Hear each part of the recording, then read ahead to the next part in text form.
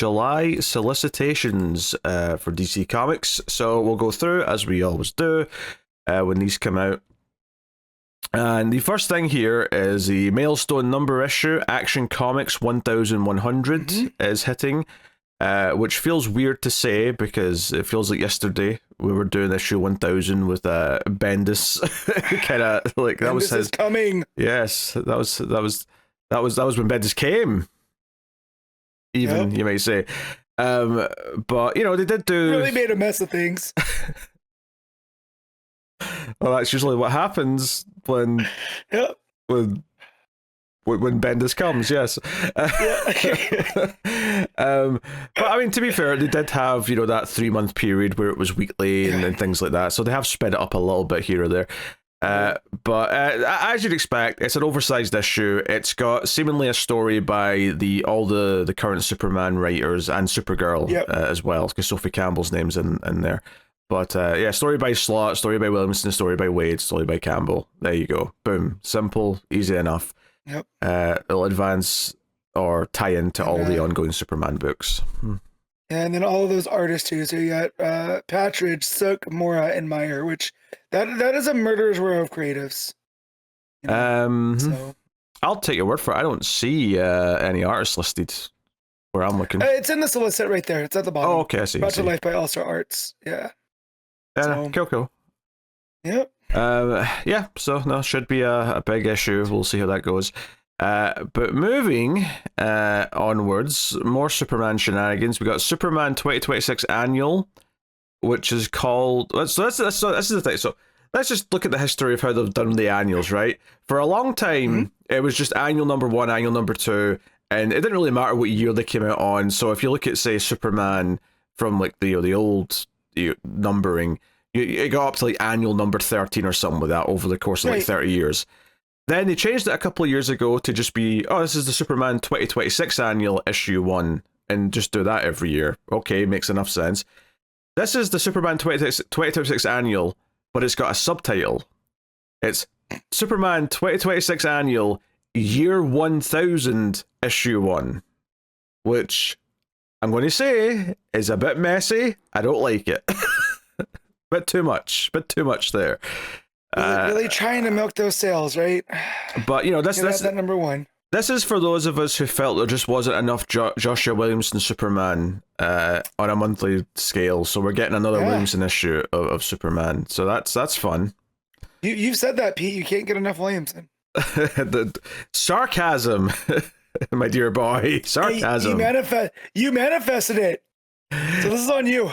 Yeah, so this is dealing with basically where Superman's went after KO, it looks like. Doing King Omega stuff and whatnot. I guess that means that we have to read it, and I'm not looking forward to it. Yeah, also in this solicit, it looks like that it's going to lead into Williamson's Legion. So this is right up here. This is going to be Pete's Book of the Year. Oh, yeah. I guess. Yeah. Yeah, I'll read it off the top of a building on my way down to the concrete. Maybe I'll get through a page or two before I splat. Man, you're a quick reader. Terminal velocity is what it is. If you get through a page or two, oof. Next up, we have Justice League Night Vision Special Issue 1. Let's see what this is. But Night with a K. Night with a K, yes, to be precise.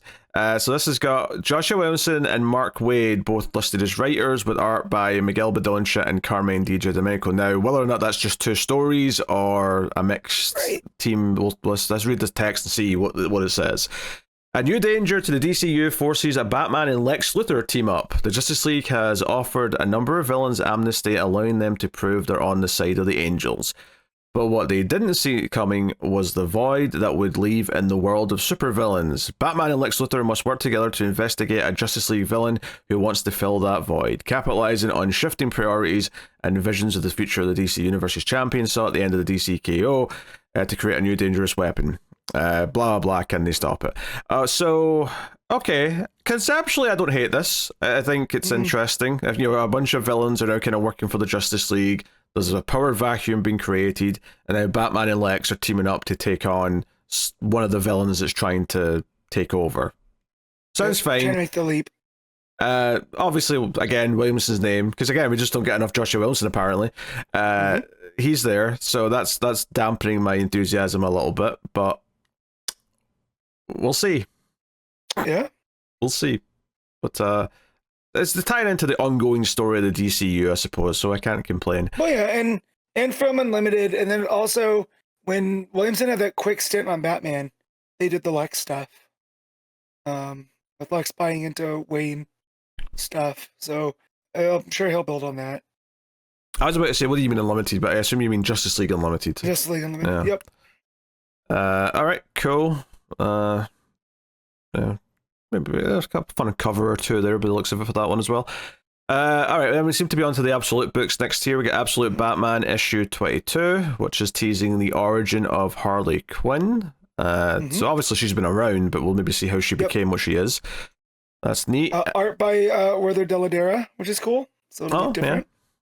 Yeah. A Werther original, you might say. Yeah, that's correct. Absolute Catwoman issue 2 next. So yeah, obviously we're looking forward to that miniseries. Then we got Absolute Superman issue 21. Superman seems to have been fighting Black Adam, and we'll see how that goes. Come the end of that arc. Then we get Absolute Wonder Woman issue 22. Oh, that's a great cover. That is all kinds of spooky. Yeah, a lot of time. Well, we got maybe a Chimera in there. Or yeah, maybe. I don't know. So it's definitely squid-like. It has a Triton. There's Cerebus in the front. It looks like maybe it's a Hydra. I'm not sure. But yeah, it's a great cover. Yeah. Okay. Then we got Absolute Flash issue 17. No cover for this one as of yet. Missing. Yeah. They're very mysterious. Then we got Absolute Green Arrow issue 3, which is a really cool cover actually. It's like the middle of a dollar bill or whatever. Yeah. With a spooky face in the middle of it. I don't know which villain that's supposed to be yet, but the Absolute version of something. I think it's supposed to be Absolute Green Arrow. Is it?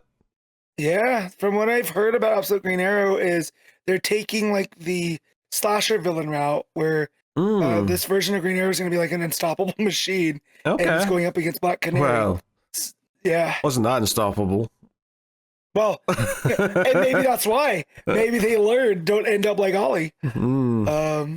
So yeah, which everything I've heard seems really cool and different, and and this cover is very spooky.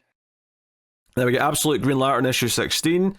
Very Sinestro focused cover. It's playing with some of the different color spectrums on there, which is nice. Then we got From Comic to Screen, The Art of Supergirl hardcover. So they're promoting this kind of far up the list here because obviously it's related to the movie coming out. But yeah, interesting. Okay, sure. Concept art book and whatnot. Then we got Clayface Celebrity Dirt issue 1. So obviously this is because the movie's happening, but let's have a read here and see what it is. Yep. This is from writer Jude Ellison S. Doyle, and from art by Fran Galan, or maybe Galen, maybe how you pronounce that. Yeah, I know there's an accent on the last A, so I think you're right the first time. Okay. Galan. Before he was Clayface, Basil Carlo was one of the hottest stars in Hollywood. As he breaks out of Arkham once again, he's ready to stage his comeback. But there's just one problem. Someone's already beat him to it, and Basil Carlo is already a massive star. But if that's true, what's next for the real Basil?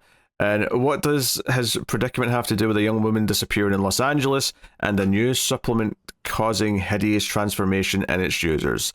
Acclaimed horror writer Jude Ellison S. Doyle and a rising star artist, blah blah blah. Now, correct me if I'm wrong. Wasn't there a pretty good Clayface miniseries like 3 years ago or something like that? I seem to recall. I don't think it was a mini. I don't think it was a mini. Was it not maybe a one shot? Yeah, maybe it was the one shot with the One Bad Day. Oh, it may have been. That's maybe what I'm thinking of. I seem to remember, him trying to go back to his acting roots for an issue, and I thought that was a miniseries. I mean, it's neat that we're getting a Clayface miniseries, presumably here. Hey, I'll always say more Clayface. Yeah. So I like this, and then it's bringing in like this kind of the underside of Hollywood, which I think Clayface fits in real well with. Yeah, yeah. Also, there's a really cool horror movie looking poster, and the fact, and well, none of the plot sounds necessarily specifically horror. The fact that they've got a horror author and they've got some horror themed covers does kind of maybe point it in a direction, which is neat. That horror cover does look like the Texas Chainsaw original from back in '74. It's a little bit. It's got a similar color scheme in the white negative space. Yeah, yeah, bit reminiscent. So yeah, cool. That's exciting. Yeah. So, and then the other one where he's holding the clapperboard, but the clapperboard has like teeth almost, just to make it look more menacing. Also, kind of fun cover. So, yeah, nice to see Clayface getting a little push then, I guess. And we got Lobo issue 5. So, yeah, that's going. That's a book. Then Batwoman issue 5 solicited there as well, and as you'd expect, we got Deathstroke the Terminator issue 5. Although notably, that looks more like Rose on the cover, which is fine by me. Always down for more Rose. And then we got Fury of Firestorm issue 4. So that's cool. And then we got Zatanna issue 4. Obviously, that's just about to start. And then Barbara Gordon Breakout issue 3. Solicited here. Looking forward to that one as well. So you're noticing that all these books that just started are all bundled together still. They're still sort of presenting them as a chunk, even though there was stuff they put above them because they're promoting other things. And then Deadman issue 2 as well is also here, so yeah, we'll see. Forgot about that one, because I wasn't on Solicits last month. I forgot there's a Deadman book coming. Well, you weren't here for Solicits last month, so you probably don't remember them very well. Not that I remember them very well, to be fair. And then on to the rest of the books, kicking off with Batman issue 11. As you would see, the Ojo returns to Gotham City. That was that bird ninja. Right, okay, I was going to say, Ojo, who's the Ojo? As if I'm supposed to know who the Ojo is. On the date issue that we loved. Yes. Batman lost his Ojo, but now he's found it again. And we got Poison Ivy 46. So that's ticking along. We got Nightwing 140. So looking forward to that. It's a great cover. Yep, just Nightwing's fist. So it's doing the kind of the Western kind of thing where it's we're just behind his fist as he's looking at the door to this dive bar. Yeah, God, it looks good. Yep, good stuff. And then we got Batgirl issue 20. That's a phenomenal cover, that. Yeah? It's like Batgirl looking up into a light, and it's really moody and dark, but like her eyes are like jail bars, and there's like little flowers like sort of like drifting out of them. And she's reaching out from the bars behind the mask. Right, that's right. Yeah. Yeah, that's really nice. That's a really cool cover. So, nice. I got Segovia on art. So I don't know if that's new, but notice it's not Miyazawa. Oh, sure. Yeah, I mean, that happened before as well. Between the last, or during the last arc even, there was an issue or two off.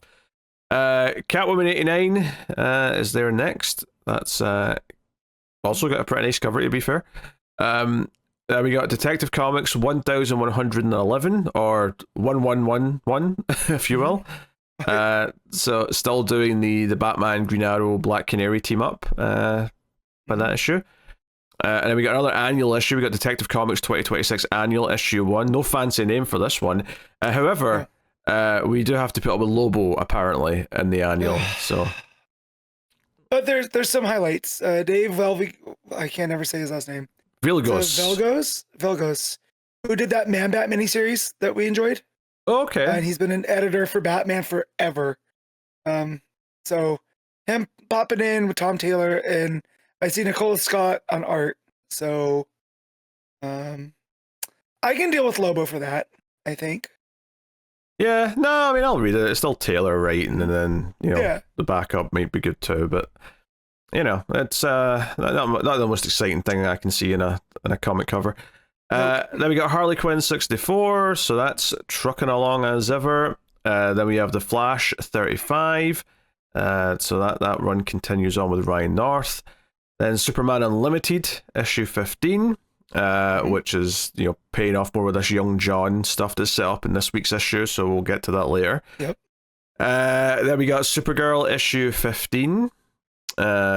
seemingly sort of wrapping up maybe the arc that we're currently on in that book. Yep. Superman issue 40, we have some Manchester Black stuff, which obviously has been set up just recently, but more prime time. Prime time, yep. Yep. Wonder Woman 35. Clayton Henry, Stephanie Williams. So this is a fill-in issue. Once again, they seem to be doing this between the arcs on this book now, which get a nice reset. I appreciate it in the sense that we can just have like Sam Pierre on all the Tom Taylor Tom King issues, I should say. Hey, you did it for the first time in forever. Yeah, and that's cool. However, I am going to find this issue very skippable, I bet. That is my guess. So here's my thing, is we're doing the origin, but we're doing it from Steve's point of view, which I don't think I've ever read that story. You know what I mean? So him crashing on the island, him meeting Diana, the Amazons, all from his perspective, I think is pretty interesting. I wouldn't say that his perspective's that absurd usually, though. I mean, you still get his... No, it's not absurd, but like, we always get Diana, right? And like, oh, it's this stranger from a strange land type stuff. Here going like, oh my god, there's all these beautiful women on this island. But who's this one? You know? They nurse him back to health. And, you know, so we'll see. Sounds like filler to me. Sounds like nothing but filler to me. Pete, I'm trying to be positive. You can be positive where it's suited. I see nothing but filler. What's that? Justice League Unlimited issue 21. There's a big alien dude on the cover of this one. Am I supposed to write? That's not a Dominator. That's not a... It's something. It looks very familiar, but that's because I think there's some Dominator there. There's some Parasite. There's a little Despero. So... Oh yeah, don't tell me Mark Waid's mashing more villains together. I don't want that. It's the Wade special. No. Okay. JSA 21. Next there, that's continuing on. That's a book. Yep. Emperor Aquaman 19. Also a book. Yeah, also a book. Lots of green and red on that cover, if nothing else. So have that. New Titans issue 37. We'll be talking about the next issue of that a bit later today, but that trucks on there. And then we got Green Lantern Corps issue 18. Doing more of that, which has been a fun enough book. Green Lantern 37 up next. And yeah, honestly, I kind of like the cover of that one because Kyle looks miserable and Odyssey looks very pleased with herself. So I'm curious to see how for a hot second, I thought it was Harley.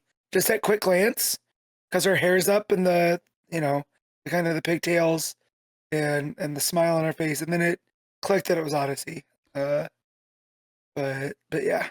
Yeah. Now we got Batman Superman World's Finest issue 53, which is the end of the arc that they're on. With that one. At first I was like, why the hell's Thor there? And then I read the thing and there it's Kataris. So that's Warlord. Yes. But Maura drawn him very, very Thor-like. I mean, it says something that your mind goes to Thor before you go to the DC characters. No one really brings up Skataris or Skataris says dinosaurs and I don't care. So that's like, that's how low it is in the hierarchy of DC to me. This next book though, this has me peaked. Yeah, Batman Superman World's Finest 2026 Annual Issue 1.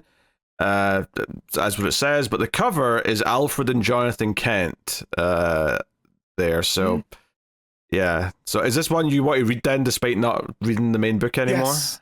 Yep. It's got Mark Russell, who I'm a big fan of, and then with Mark Waid. So I'm sure it'll bring some of that Mark Russell wit there. But yeah, just Alfred and Pa Kent. I think that's a team up I need to read. Yeah, well, there's also check this. Put me down for this one. There's also a backup, which is Bruce Wayne and Lois get on a date. So that might be the Russell story. Not a fan of that. That just is wrong. But Nah, that's funny. Like early days before Superman and Lois are married, like Batman knowing who Superman is and intentionally dating Lois to piss him off is quite funny to me. Dick move. It's against the bro code. Don't do that. DC's Hot Girl Summer issue 1. So You know what? I hope they're paying the person that's naming these well, because everyone comes out is a good chuckle. Yeah, this is an 80-page, $10 anthology book that we will definitely not be reading on the show, but it's there if you want it. They do like 4 or 5 of these a year now, right? They do one for Valentine's, They do one for apparently summer, they'll do one for Christmas. One for Halloween, and then maybe not quite the exact same thing, but you'll probably get like a Pride Month one, and then like sometimes you get the Asian Heritage Month one as well. So, or maybe Black History Month. So yeah, there might be like 7 or 8 of these a year now. They cycle these through, and they're good for anthologies, you know. And it gets some of these up and coming writers or writers you haven't seen in a while working on characters that need a spotlight. So like here, this one's gonna have Hot Girl, Catwoman, Red Hood, which like that's pretty standard. But then Grace, Joy, and Thunder, Shining Knight, Kid Quick. I feel like I should know Kid Quick, and it's ringing a bell, but it's not. So, and then more female Furies. So, you know, I like that it spreads around, reminds you that DC is a big universe. Yeah, but I always find these anthologies tedious to read, so I will be not bothering, thank you. Adventures of Superman, the Book of El, issue 10, so getting towards the end of that series with that issue. And then you got DC Sonic the Hedgehog, the Metal Legion, issue 3. This one has villains from Sonic dressing as DC villains, so we got Robotnik in a Lex Luthor suit. Yep. And someone... I don't know any of these. Yeah, I think that's like Metal Sonic or something like that, who's in the Reverse Flash outfit, and then I don't know who's in the Black Manta outfit, but that's what that is. Gotcha. So, yeah, good luck with that. But would you believe that Sonic doesn't have enough villains to do like a proper villain crossover thing with DC, who's got tons of villains? Yep. Gotham Academy, first year, issue 6. So there you go. And I guess that might be the end of that book. I'm not sure. But yeah, maybe 6 is a pretty good. Yeah. Decent run. And then we got Dark Knights of Steel 2, issue 1. So that's been a long time coming. That's been kind of in the workings. We got Otto Schmidt on art, and Otto Schmidt wasn't the artist on the first book. No, it was Putri. I'm going to be honest. Cover. I think that Schmidt might be an upgrade for me. I mean, taste. I like Pucci's art a lot, but I think Schmidt can keep a schedule a bit easier. So, which I feel like this book needs, because there were big gaps the last time. Yeah, there was a few big gaps in that first 12 issues, so maybe this one will circumvent that. But I mean, there's been a huge gap between 1 and 2, so you would hope that they got ahead or something. So I mean, I hope this is good. I mean, my favorite stuff from that world was the Aquaman backup and then All Winter. So I'm hoping that some of that magic can sort of feed back into the main story with this one. And it seems like it, because it's talking about an ancient violent war bruised beneath the waves. So I feel like that's where we're going. Yep. So we'll see how Dark Knights of Steel pays off.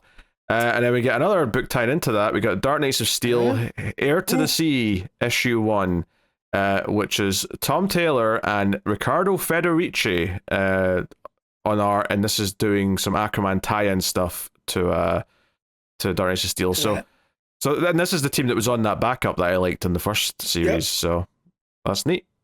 That's cool. I'm excited for that. So I guess that's how Federici and Aquaman just go together. I guess that's how they make that first month of this coming back feel special, is you get this extra one shot to go along with it. Well, I'm assuming it's a one shot. Anyway, I mean, maybe it's a mini-series, but I assume it's a one shot. And then we got Supergirl Survive, issue 2, which this is an Elseworld, I think. This is one I didn't know existed because I missed Solicits last time. This is Supergirl and Young Cal, right? Yeah, that's right. Yeah. That's the Elseworld. I was trying to remember what it was there for a second. So that's good. So we'll see how that is when it launches. And then we got Superman Father of Tomorrow, issue 3, which is the other Elseworld, which I do remember this one. This is the one with Jor-El comes to Earth instead of Baby Kal-El. Yes. Yeah. So that's that. And then we got 100 Bullets, the US of Anger, issue 1. So this is the 100 Bullets sequel by Brian Azzarello, part of the Vertigo lineup. This is one that we will not be trying. It's simply because neither of us have read 100 Bullets, so it just feels pointless. But and it's just like the next part of 100 Bullets, so we'd be coming in at the middle. But I do like the title, US of Anger, because yes, that is us as of late. So yeah. Okay. And then we got Bleeding Hearts issue 6. To stick with this Vertigo lineup, End of Life issue 6. The Peril of the Brutal Dark and Ezra Kane Mystery issue 6. And some of these are the final issues of these. It's worth mentioning. And that's actually a really cool cover for Ezra Kane. Look, I love an airship. A Zeppelin in that time period. You get the Art Deco, the buildings, and that's what we got on this cover. So, which you already know how much I love that book. Sure. Already. And then we got Nice House by the Sea issue 11, penultimate issue of this particular series. So that's cool. All right, Titan, don't call us out. The first piece of this list is everything you knew is wrong. All right, well, you're the storyteller. So if that's it, excuse us for thinking things through. He's just enjoying playing as like a fiddle. That's all. He's feeling himself, right? Swamp Thing 1989 issue 4, so that continues on. And then we got some facsimile editions, which I'm just going to gloss past because no one really... If you care about facsimile editions, you know where to find them.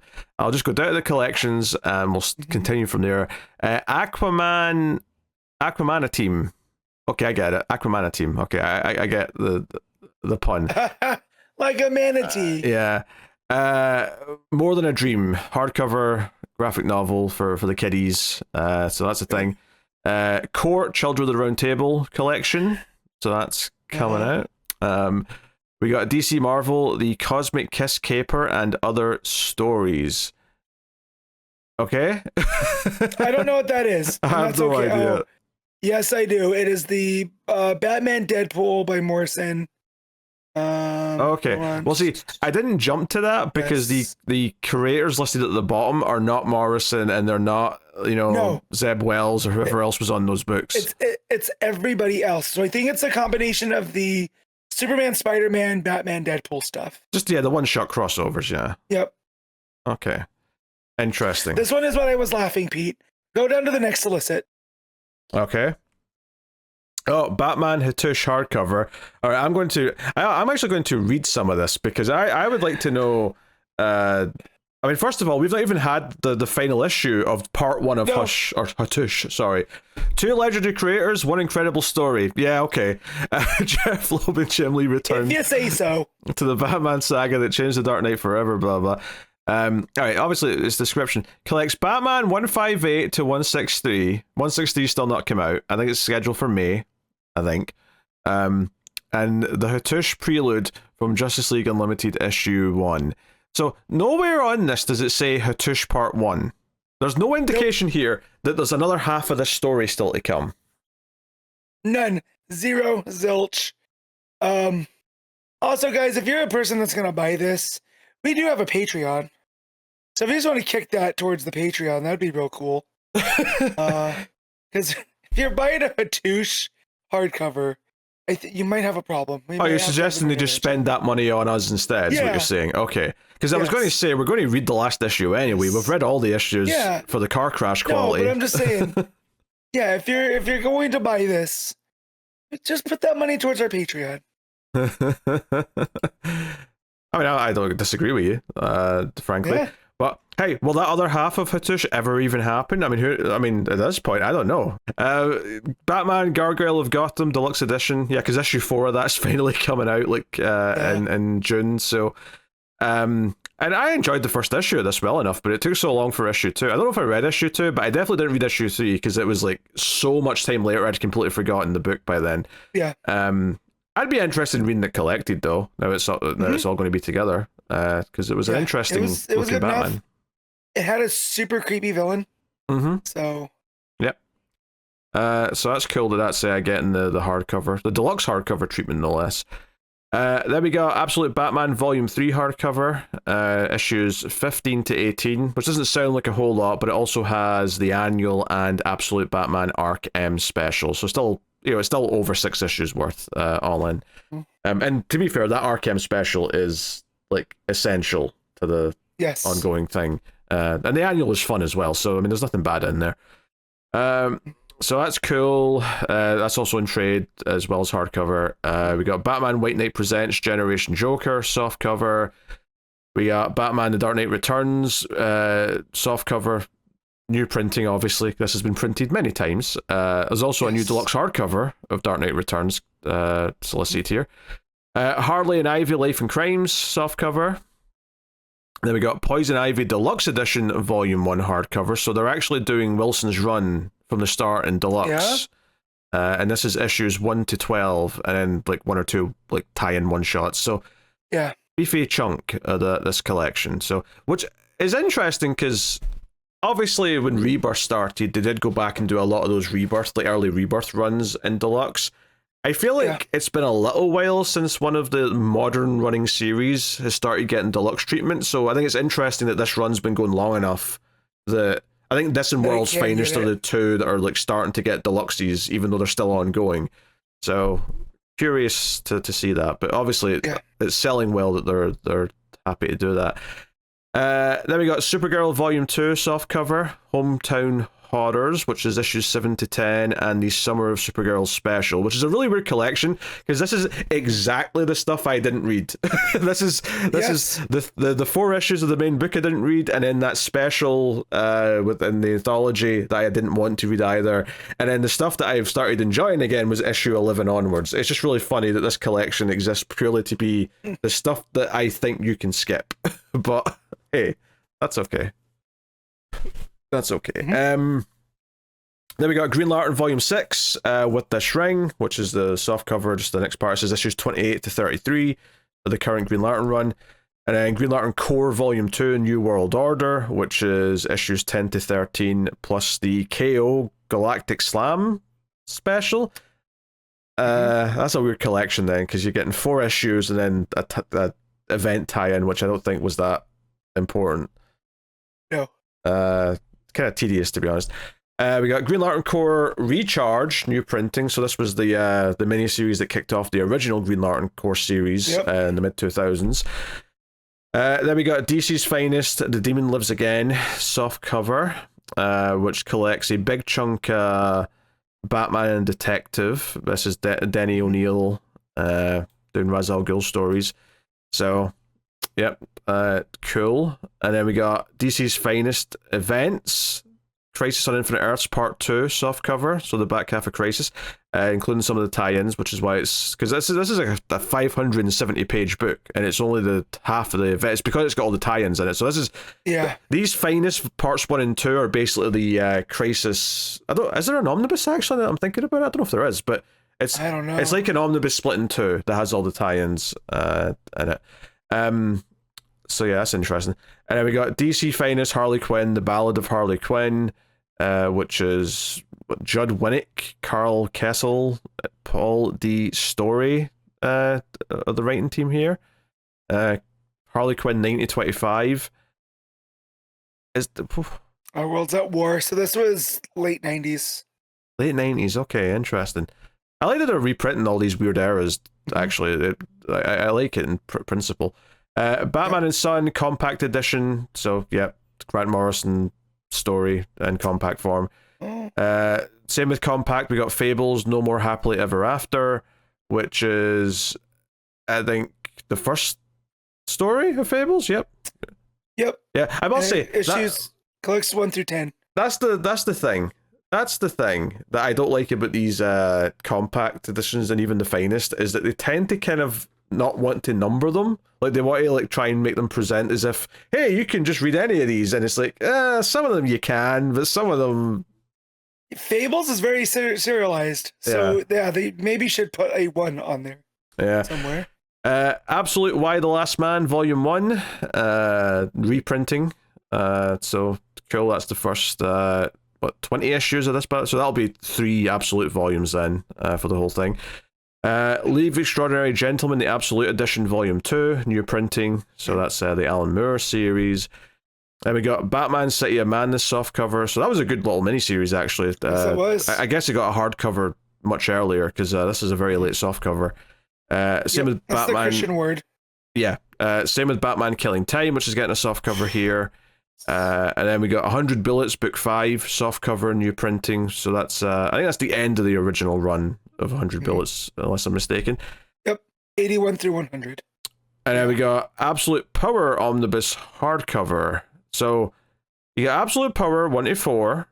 You've got the Amanda Waller miniseries. You've got the Task Force 7 1 to 7, and then just some issues here or there from the ongoing books at the time. Yeah. I mean, I thought Absolute Power was an okay little mini event. It kind of wrapped up a bit rushed, I felt.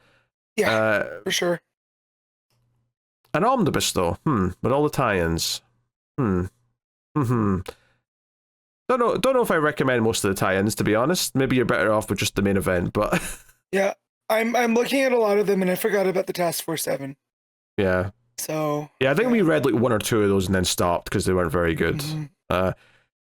Batman Detective Comics by Ram V Omnibus. So this is the full run, seemingly. Detective 1062 to 1089, plus a couple of one-shots that went along with it.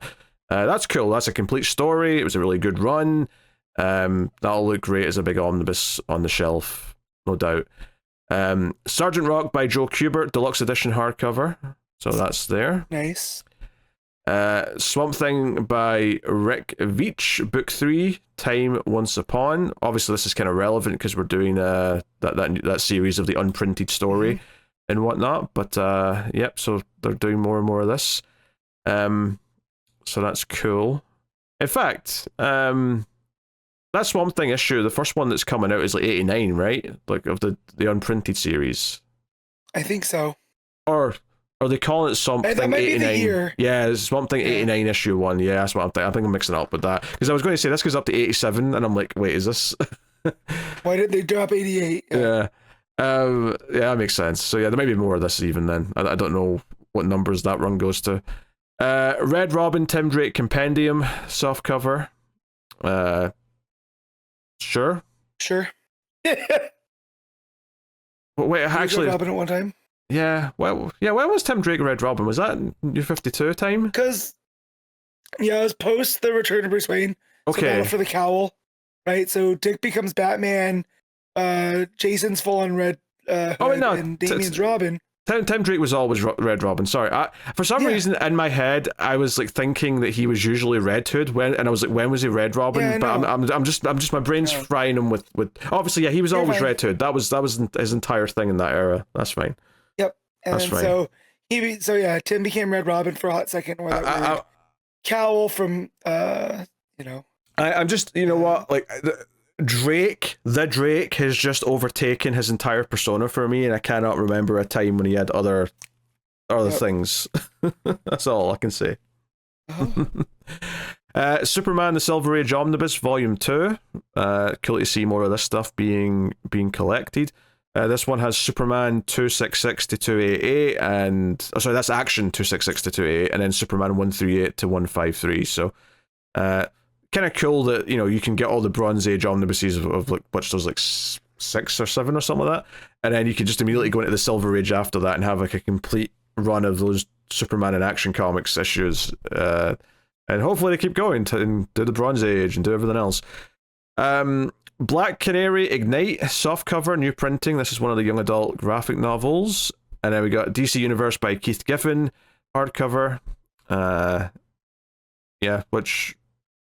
Oh, I guess it's never been a hardcover. I was going to say it's a new printing, but I guess it's new that it's a hardcover. And then we got the Unwritten Compendium 2 softcover, which is another Bill Willingham thing with Mike Carey. And then to wrap things up, we have Wonder Woman the Rebirth Omnibus by Greg Rucka, which is a cool omnibus actually. So that'll be 1 to 25, and then the one-shots and annuals that went along with it. So that's pretty cool. And whatever. It also includes a story from 750, so it's like basically anything he did later that could be thrown in there as an extra is also bundled in. So that's cool. That's a good omnibus idea. So there you go. That is the solicits for July. Some pretty cool omnibuses and stuff in the collected sections, actually. Not a whole bunch of stuff that's surprising. A couple of like annuals and like one shots, and I guess the Clayface mini and Dark Knight Steel 2 are the only things that kind of stick out as the big new stuff. But that's okay. We can't have like 5 new books every month. It would be too many books.